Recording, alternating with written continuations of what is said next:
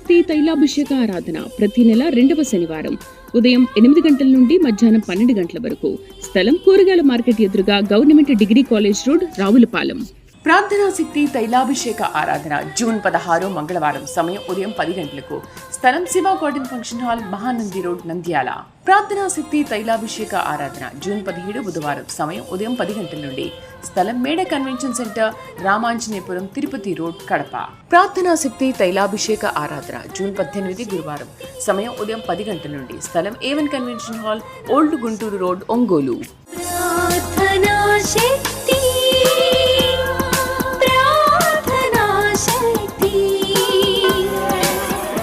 ప్రార్థనా శక్తి గుడారాల పండుగలు జూన్ 23, 24 మంగళ బుధవారం. సమయం ఉదయం 9 గంటల నుండి. ASR function hall, Chabolu road, Nandyal. Yesayya నామములో మీకు వందనాలు తెలియపరుస్తూ ఉన్నాను. ఈ దినం కొరకు దేవుడు సిద్ధపరిచిన వాగ్దానాన్ని మనం స్వాధీనపరచుకుందాం. పరిశుద్ధ గ్రంథంలో నుండి యెషయా గ్రంథం 66 అధ్యాయం 14 వచ్చిన ద్వారా దేవుడు మీ కుటుంబాన్ని దర్శిస్తూ ఉన్నారు. ఏమనుందంటే అందులో, మీరు చూడగా మీ హృదయం ఉల్లసించును, మీ ఎముకలు లేత గడ్డి వలె బలియును. అసలు ఎంత అద్భుతమైన మాట. మీరు చూడగా మీ హృదయం ఉల్లసించును, మీ ఎముకలు లేత గడ్డి వలె బలియును.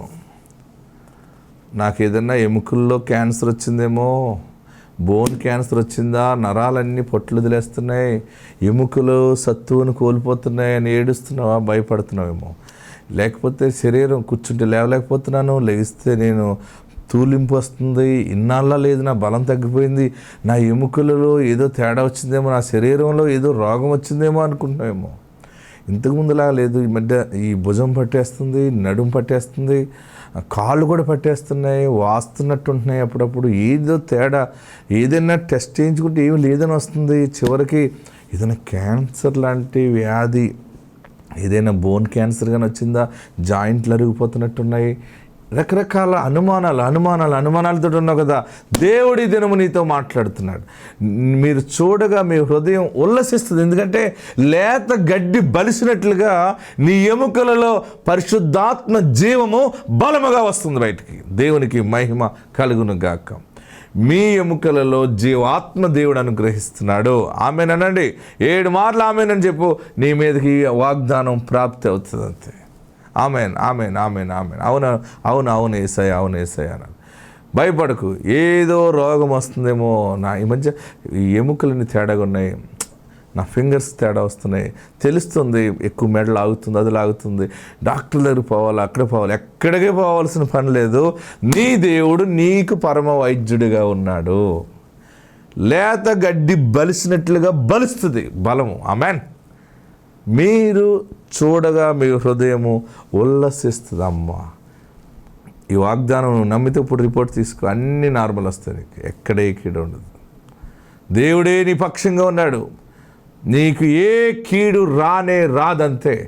యేసయ్య నిన్ను ప్రేమించుచున్నాడు. ఆయన మహిమ నిన్ను ఆవరించి ఉన్నది. ఎంత గొప్ప మాట చూడండి. మీ ఎముకలు లేత గడ్డి వలె బలియులు. ఎముకలు కూడా ఒక సమయం వచ్చే వరకు ఎదుగుతాయి. స్త్రీ పురుషుల్లో ఎముక ఎదుగుదల కూడా కొన్ని సంవత్సరాలు ఎదిగి అక్కడితో బ్రేక్ అయిపోతుంది. అక్కడి నుంచి ఉన్న బలము మొత్తం బాడీ అంతటికి ఇస్తుంది. మొత్తం శరీరం అంతా కూడా ఎముక మీద ఆధారపడి ఉంటుంది. మనం స్లాబ్ వేస్తే లోపల ఐరన్ పెట్టి, స్లాబ్ ఎలాగ వేస్తామో బిల్డింగ్ కట్టినప్పుడు, పిల్లర్ వేసినప్పుడు లోపల ఐరన్ పెట్టి దాంట్లో కాంక్రీట్ సిమెంట్ ఎలాగ వేస్తామో, దేవుడు మనలో ఈ సిస్టమ్ తయారు చేసి పెట్టాడు. ఈ సిస్టమ్ పాడైపోతుందని అనుకుంటున్నామేమో, మరలా పునరుద్ధరించబడుతుంది, మరలా నూతనపరచబడుతుంది. మరి కొత్త స్టీల్ లాగా అయిపోతుందన్నమాట నీ ఎముకలన్నీ. కొత్త స్టీల్, మళ్ళీ కొత్త లైఫ్ మళ్ళీ దేవుడు ఇస్తున్నాడు. నీ ఎముకల్లో తెలియకుండా ఇంతవరకు పౌడర్లో రాలిపోతుందేమో, అది మరలా జీవముతోటి చిగురు పట్టబోతూ ఉంది. బలము ఉబుకుతూ ఉంటుంది అనమాట. తెలియకుండా నీకు బలం వచ్చేస్తుంటుంది, తెలియకుండా నీకు శక్తి రావటం నీకు గమనిస్తావు. నువ్వు నమ్మితే ఈ సమయంలోనే నీ ఎముకల్లో శక్తి, దేవుని ఆత్మ ఎలాగో పనిచేస్తుందో నీకు గమనిస్తావు. నువ్వు దిగ్గున లేస్తావు, పరిగెడతావు, నడుస్తావు, అన్ని పనులు చేసుకుంటావు. ఎందుకంటే ఏ కీడు నీకు దేవుడు రానివ్వడంతే. ఈరోజు ఒక మాట ఇచ్చాడు ఏంటంటే, నీ ఎముకలు లేత గడ్డి వలె బలియును, బలపరచబడును, ఆత్మతోడును గాక. ఆమేన్. మన ప్రార్థనలు ఆలకించి దేవుడు ఎన్నో అద్భుత కార్యాలు జరిగించారు. ప్రియులరా, కొన్ని సాక్ష్యాలు చూద్దాం. వారి కుటుంబంలో 4 తరాల నుంచి మగపిల్లోడు లేరు. ఎన్ని తరాల నుంచి? మగపిల్లోడు కావాలి, వంశోధారకుడు కావాలని వారు ఎన్ని ప్రయత్నాలు చేసినా మగ సంతానం కలగలేదు. చివరికి వారు వేదనలో ఉన్నప్పుడు ప్రార్థనా శక్తికి వెళ్తే, దైవజనులు ప్రార్థిస్తే దేవుడు ఇస్తున్నాడట. చాలామందికి మగపిల్లలు పుడుతున్నారని చెప్పి విశ్వాసముతోటి వారు తైలాభిషేక ప్రార్థనకు వచ్చారు. దేవుని కృప ఏంటంటే, ప్రార్థన చేసి దేవుడు నాకు ఇచ్చిన వరమును బట్టి మరి ప్రతిష్ఠ చేసి దీవెన ప్రకటించేసిన రీతిగా మరలా గర్భం వచ్చింది. ఆమె డౌట్తోనే అడుగుతుంది, అయ్యగారంటే గర్భం వచ్చింది, మగపిల్లడు పుడతాడా అంటే, దేవుడు 100% ఇస్తాడు అని చెప్తే మరి అద్భుతమైనటువంటి కృప ద్వారా మగబిడ్డ పుట్టాడు. వారు ఆ మగబిడ్డను ఎత్తుకొచ్చి సాక్ష్యం చెప్పారు. ఈ సాక్ష్యాన్ని చూడండి. దేవుని నామానికి వందనాలండి. మరి మా కుటుంబంలో అయితే మరి 4 తరాల మట్టి నుంచి మగపిల్లలు లేరు. మా అమ్మమ్మకి మగపిల్లలు లేరండి, మా అమ్మకి కూడా మగపిల్లలు లేరు. మరి నాకు కూడా మగపిల్లలు లేరండి. నాకు 3 అమ్మాయిలేనండి. నాకు 3 అమ్మాయిలు అయితే 3 అమ్మాయిలకి కూడా మగపిల్లలు లేరండి. పెద్ద అమ్మాయికి 2 అమ్మాయిలే. ఈ పాపకు కూడా ఫస్ట్ అమ్మాయి అండి, మళ్ళీ మా లాస్ట్ పాపకు కూడా అమ్మాయే. మేము టీవీలో చూసేవాళ్ళమండి. చూసినా కూడా వెళ్తే పుడతారా, నిజమా కాదని నిరసన పడేవాళ్ళము. మరి అందరూ కూడా మమ్మల్ని ఏలం చేసేవారండి. మరి మీకు అయితే 4 తరాల మట్టి నుంచి మగపిల్లలు లేరు, మీ ఇంట్లో మగపిల్లలు లేరు అని ఎంతగానో ఏదించేవారండి. మరి మేము అంతర్వేదండి మాది. మరి నా పేరైతే దమయంతి. అంతర్వేద నుంచి మరి సకాయి గారు హస్తం వేస్తే మగపిల్లలు పుడతారంటని వచ్చామండి. ఈ పాపకి ముందు పాప పుట్టి 5 సంవత్సరాలండి.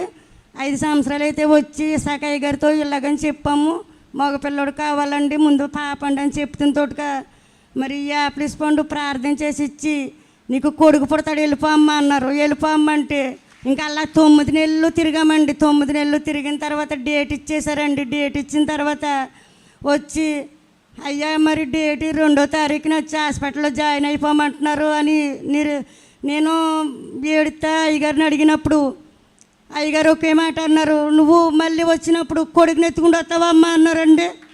మరి దేవుడు మగబిడ్డనిచ్చాడండి. దేవుడికి వందనాలు. 2 చేతులు పైకి ఎత్తి గట్టిగా చప్పట్లు కొడదాం. మరి ఈ బిడ్డకి నేను అనుకున్నానండి, నేను ఈ సకాయి గారి దగ్గరికి తీసుకెళ్ళి పేరు పెట్టించుకోవాలి, ఇక్కడ ఈ సన్నిధిలో సాక్ష్యం చెప్పుకోవాలని అనుకున్నాను.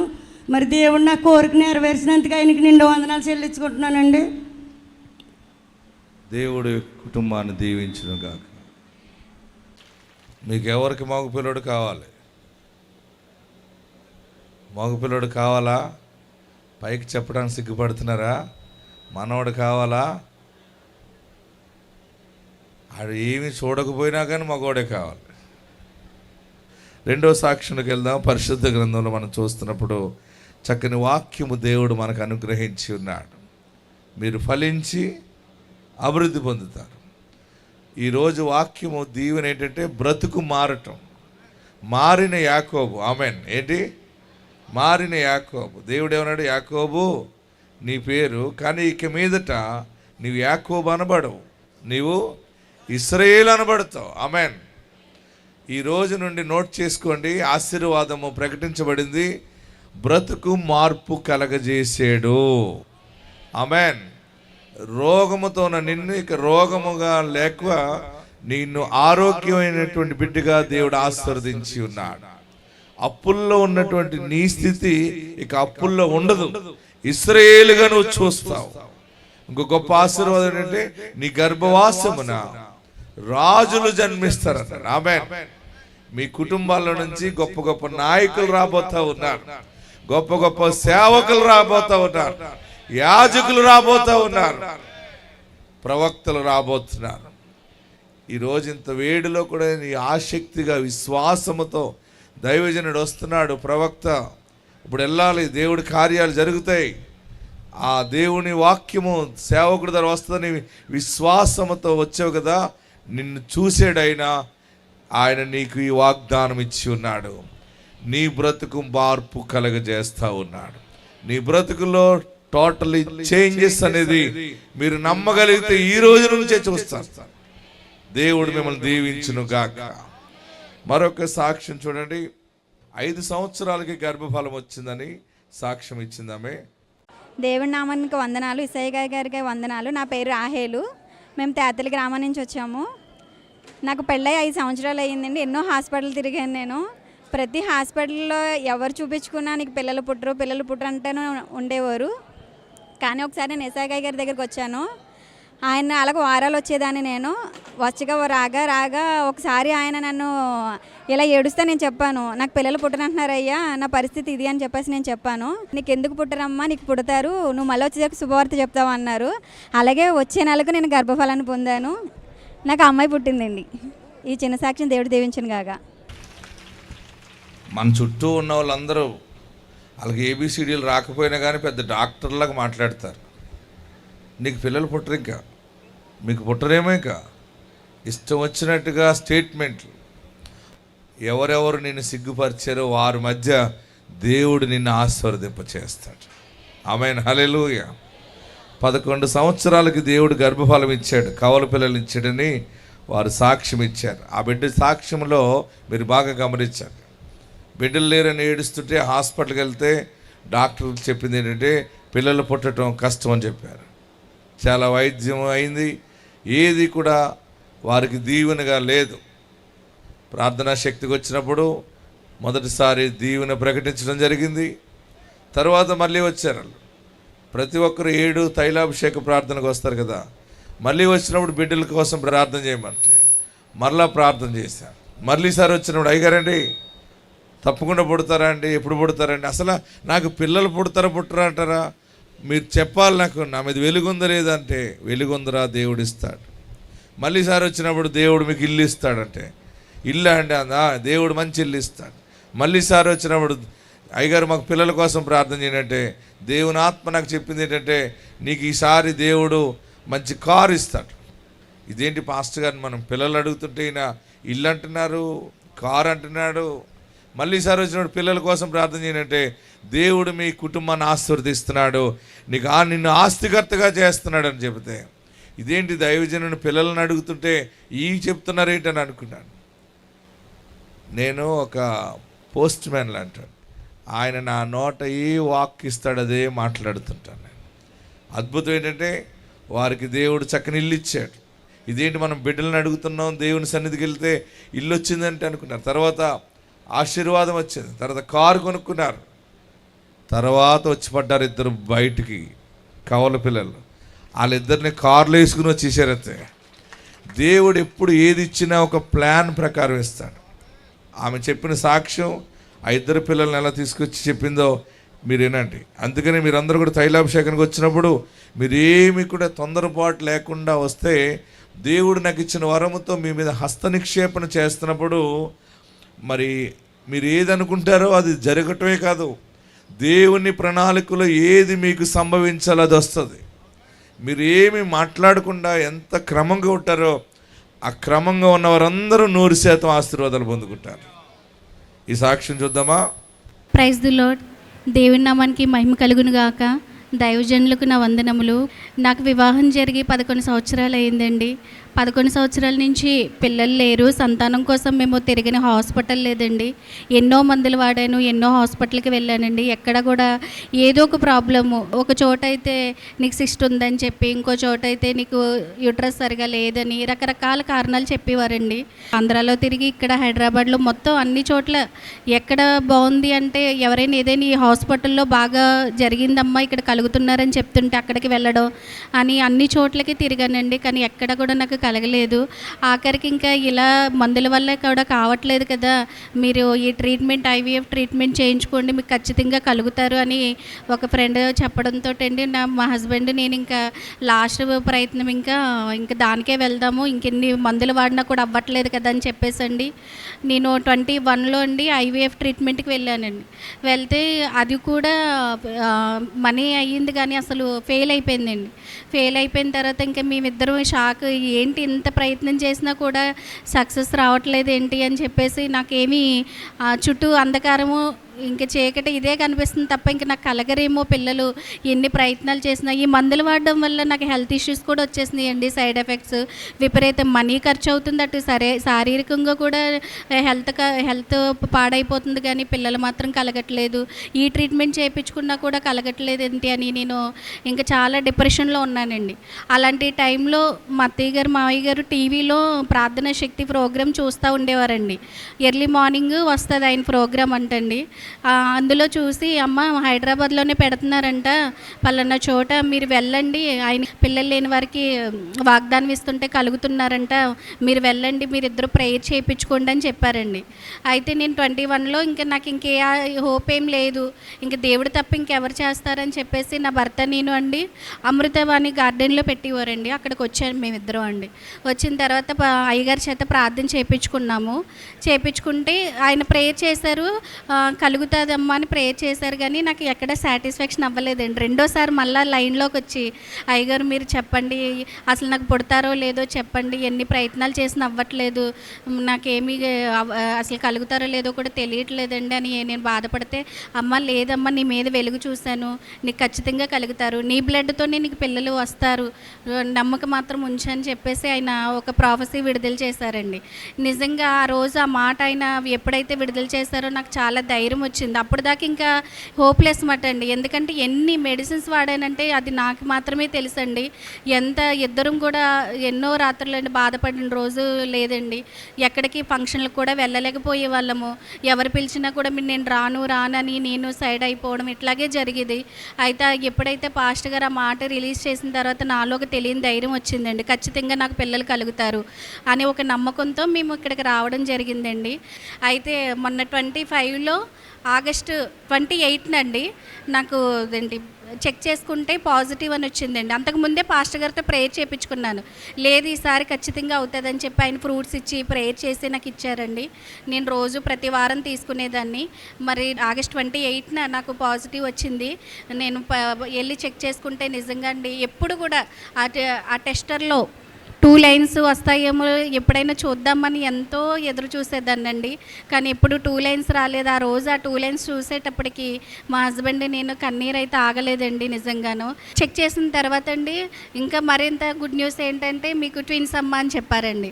ట్విన్స్ అనగానే ఇంకా చాలా సంతోషం అండి. అప్పుడప్పుడు అనుకునేదాన్ని, ప్రభా ఇన్నాళ్ళు బాధపడ్డాను కదా, ఒకేసారి నాకు 2 పిల్లల్ని ఇచ్చేయి ప్రభా అని అనుకునేదాన్ని అండి. అయితే దేవుడు ఆశ్చర్యకరంగా నాకు దేవుడు 2 బిడ్డల్ని ఇచ్చారు. తర్వాత కన్సీవ్ అయిన తర్వాత అండి మళ్ళీ దైవ సేవకుల దగ్గరికి వచ్చి అయ్యగారు నాకు ఇలా 2 అన్నారు అనగానే, చూసావమ్మా దేవుడు నమ్మదగినవాడు, నువ్వు నమ్మకం ఉంచావు కదా, కలిగింది నిజంగా. నువ్వు అలా ప్రేయర్ చేయించుకున్నాక లాస్ట్ మార్చి నెలలో వచ్చానండి. అయ్యగారు నాకు ఏప్రిల్లో డెలివరీ డేట్ ఇచ్చేశారు, నాకు 2 అంటున్నారు, నాకు 2 బాబులే కావాలండి అని నేను ప్రేయర్ చేయించుకోవడం జరిగిందండి. కలుగును గాక అని మళ్ళీ మాట విడుదల చేశారండి. నిజంగా ఇప్పుడు నాకు మొన్న ఏప్రిల్ 2వ తారీఖున డెలివరీ అయ్యిందండి. 2 బాబులు పుట్టారండి చక్కగాను. నిజంగా దేవుడు ఎంత అద్భుతం చేశారంటే ప్రార్థనా శక్తులు ఆయన విడుదల చేసిన మాట వలన నాకు ఖచ్చితంగా నువ్వు అమ్మ 2 బిడ్డలతో వస్తావు, ఈ ఒక్కటే కాదండి చాలా ఆశీర్వాదాలు ఇచ్చారు మాకు. ఇక్కడికి వచ్చిన తర్వాత మీరు అమ్మ కారులో వస్తారు, మీరు పిల్లలతో 2 బిడ్డలతో వస్తారు, మీరు హౌస్ తీసుకుంటారు, ల్యాండ్ కొనుక్కుంటారు, ఇలా చాలా ఆశీర్వాదాలు ఇచ్చారు. అవన్నీ కూడా నేను మా జీవితంలో నెరవేరినాయి. మరి నిజంగా ప్రార్థనా శక్తిలో దేవుడు ఉన్నాడండి. ఇదిగో నాదే నిజమైన సాక్ష్యం, లైవ్గా మీ ముందుకు వచ్చి చెప్తున్నాను. దేవుడు చక్కగా నాకు 2 మగబిడ్డలను ఇచ్చాడండి. చిన్న సాక్ష్యం దేవుడు దీవించును గాక. ఆమేన్. అందరూ 2 చేతులు పైకెత్తి గట్టిగా చప్పట్లు కొట్టి ప్రభువును స్తుతిద్దాం. చెప్పినవి అన్నీ వచ్చినాయి. వాళ్ళకి ఏమొచ్చినాయి? కారు, ఇల్లు, ఆశీర్వాదం, బుడంకాయలు 2. అందరూ ఆ 2 పిల్లలు నా చేతిలో పెట్టింది.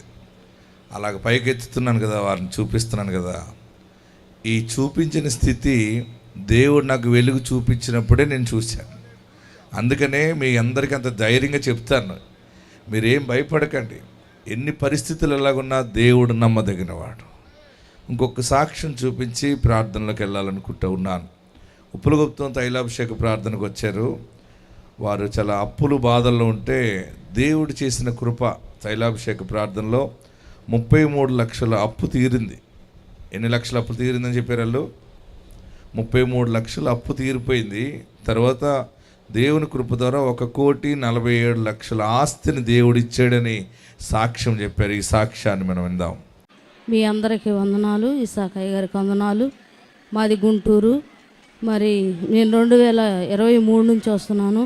2023లో 33 లక్షల అప్పుతో ఉన్నాము. మరి 2026 వచ్చేలేకే 1,47,00,000 ఆస్తి దేవుడు మాకు బహుమానంగా ఇచ్చాడు. ఇదంతా కూడా ప్రార్థనా శక్తి వల్ల జరిగింది. ఇది ఇసాకయ్య గారు ఇచ్చిన వాకు దీవెన మాకు ఇచ్చాడు. అందును బట్టి మేము ఈ అప్పులన్నీ పోయి కూడా 1,47,00,000 మాకు దేవుడు ఇచ్చినందుకు వందనాలు. మా కుమారుని జ్ఞాపకం చేసుకొని కంపెనీ ఇచ్చినందుకు వందనాలు. కుమార్తెకు కూడా గృహాన్ని సిద్ధపరిచాడు, అందుకు వందనాలు చెల్లించుకుంటూ దేవుని నామంలో మీ అందరికీ వందనాలు. దేవుడు ఈ యొక్క గొప్ప మేలు చేసినందుకు ఈ యొక్క సాక్ష్యాన్ని దీవించును గాక. అప్పులున్న వాళ్ళరా, దేవుడు మీ అప్పులు తీరుస్తాడు, భయపడకండి. ఈ నెల నుండి మీకు డబ్బులు వస్తాయి. ఆమెనండ్రే వద్దా? డబ్బులు వద్దా? మీకు ఎంత కావాలో అనుకోండి. నమ్ముట నీ వలనైతే నమ్మువానికి సమస్తము సాధ్యమే. ఇప్పుడు విన్నాం కదా, సాక్ష్యం వినలేదా? యేసు నామం ఎలాంటిదంటే దరిద్రులను ధనవంతులను చేస్తుంది. పాపంలో ఉన్న వారిని పాపము నుండి విడుదల చేసి నీతిమంతులుగా చేస్తుంది. రోగులను ఆరోగ్యవంతులుగా చేస్తుంది. పరిశుద్ధ నామము యేసు నామము. అందరూ తలలు వంచండి, ప్రార్థన చేద్దాం. ప్రభువా, ఈరోజు నీ దాసుని ద్వారా ఇచ్చిన వాగ్దాన వాక్యాన్ని బట్టి నీకు వందనాలు. యాకోబు జీవితంలో చేసిన కార్యం, ఇక నీవు యాకోబు అనబడవు. నీకు శాంతి లేదు, నెమ్మది లేదని ఏడుస్తున్నావు కదా. ఇక మీదట అదన్నీ పోయి నీవు ఇశ్రాయేలుగా మారుతున్నావు. నేను నిన్ను ఆశీర్వదించుచున్నాను. రాజులు నీ గర్భవాసము నుండి వస్తారు. నీ జీవితంలో నూతన మార్పు ఆయన కలగజేస్తా ఉన్నాడు. పరిశుద్ధమైన కార్యము జరిగిందని అద్భుతముగా తొందరలోనే ఎలుగెత్తి నువ్వు సాక్షి చెప్పిన దేవుడు చేయబోతున్నాడు. ఆత్మదేవుడు నీకు తోడై ఉన్నాడు. ఏడవకు. అందరు 2 చేతులు పైకెత్తి నా చేయి పట్టుకో బాబు, నన్ను ఆశీర్వదించు బాబు. ఎక్కడున్నారు అక్కడ 2 చేతులు పైకెత్తి, నా జీవితంలో నా పేరు మార్చుతున్నావు. నా జీవితంలో నా బ్రతుకు అనే పేరులో ఆశీర్వాదాన్ని ఇస్తున్నా. అందరు తలపైన చేతులు పెట్టుకోండి. మరొకసారి నీ దాసుడు చెప్తున్నాడు, నేను నమ్ముతున్నాను బాబు, నన్ను ఆశీర్వదించండి. యాకోబును ఆశీర్వదించినట్లుగా నన్ను ఆశీర్వదించండి. అంతవరకు యాకోబుకి తోడుగా ఉన్నా కానీ బ్రతుకు మారలేదు, శాంతి లేదు, అన్నగారితో సమాధానం లేదు, కుటుంబంతో నాకు సమాధానం లేదయ్యా అని ఏడ్చినప్పుడు దేవుడు, అయితే నీవు ఇక యాకోబుగా ఉండొద్దు, నిన్ను ఇశ్రాయేలుగా మార్చుచున్నాను. ఇశ్రాయేలు ఆశీర్వాదంతో మనం వెళ్ళబోతా ఉన్నాం. ఇశ్రాయేలు దీవెనతో మనం వెళ్ళబోతా ఉన్నాం. మీకు ఎంత కావాలో ఏం కావాలో అన్ని కూడా మీరు నోరు తెరిచి దేవుణ్ణి అడగండి. ఏం కావాలని వచ్చేవో దేవుడి దినాన్ని నిన్ను జ్ఞాపకం చేసుకున్నాడు. దేవుడి దినాన్ని నన్ను జ్ఞాపకం చేసుకున్నాడు. యాకోబు జీవితంలో ఉన్న మార్పు అనమాట. యాకోబు, నీ పేరు యాకోబే గాని ఇక మీదట నీవు ఇశ్రాయేలుగా మారుతావు. నేను నిన్ను ఆశీర్వదించుచున్నాను. హల్లెలూయా, హల్లెలూయా. అందరూ కూడా ప్రార్థనలో ఉండండి. అందరూ ప్రార్థన చేయండి. ప్రార్థిస్తా ఉన్నావు. శాంతి లేక నెమ్మది లేక ఏడుస్తున్న వారికి నెమ్మదినివ్వండి.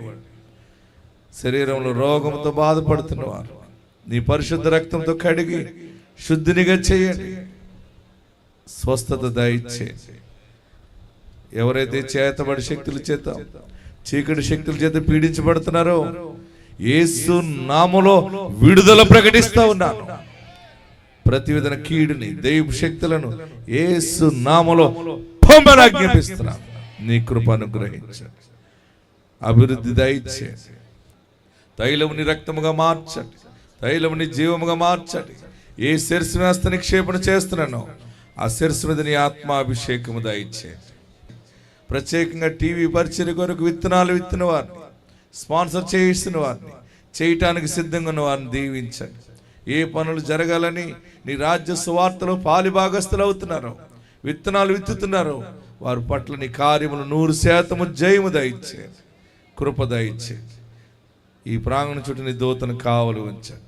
బలమైన దీవెన సాక్ష్యాలతో మరొకసారి విధంగా కలిసి నిన్ను స్తుతించే భాగ్యము దయచేయండి. యేసు నామములో అడుగుచున్నాము తండ్రి, ఆమేన్. మన తండ్రి అయిన దేవుని ప్రేమ, కుమారునికి యేసుక్రీస్తు కృప, పరిశుద్ధాత్మన్య సహవాసము, సమాధానము సదాకాలం మనందరికీ తోడై ఉండును గాక. ఆమేన్.